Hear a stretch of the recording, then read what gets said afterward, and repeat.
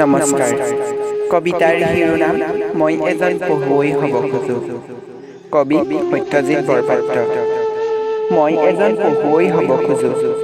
একাঠু পানীত হাউলি ভুই ৰোৱা পথাৰখনৰ যন্ত্ৰণাই চেপি খুন্দি উলিওৱা চিয়াহী টোপালৰ আপোনাৰ হৃদয়খনে পাৰ ভঙা শব্দবোৰৰ মই এজন পঢ়ুৱৈ হ'ব খোজো।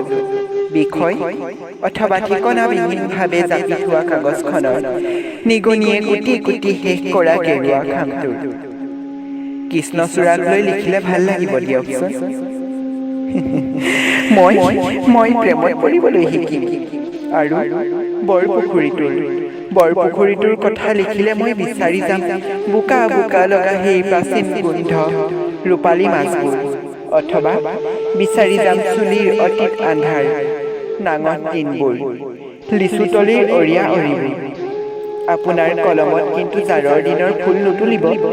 খেতুৱৈ লগা শীতৰ ৰাতিবোৰ যে মোৰ গোপন শত্ৰু আয়ে দিয়া এৰিয়াখনে সহিব নোৱাৰে। বৰফ শীতল সেই গোপন ব্যাধি। হেৰৌ শুনচোন, মহানগৰৰ কংক্ৰিটৰ অৰণ্যৰ পৰা শাওনৰ চিঠিলিখা প্ৰেমিকাবোৰ, আহিবিচোন চিনাকি বকিয়াই দি আমাৰ নাঙল ধৰা পথাৰখনলৈ।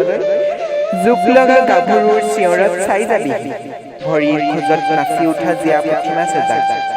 বিশ্বাস কৰক, মই এজন পঢ়ুৱৈ হ'ব খোজো।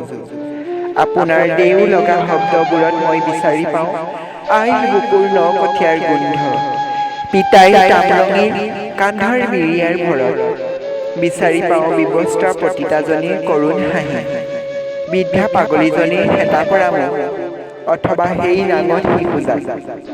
আপুনি ভুল নুবুজিব, শিকলি চিগা শব্দবোৰৰ যোৰা লগাবলৈ নহয়, অতীতমুখী জোনাকী নিশা চাৰে বাৰৰ সৈতে উমলিবলৈ, বুকুৰ নাৰীজনীক ঠিকনা এটা দিবলৈ। কেৱল মই পঢ়ুৱৈ হ'ব বিচাৰো, বিশ্বাস কৰক।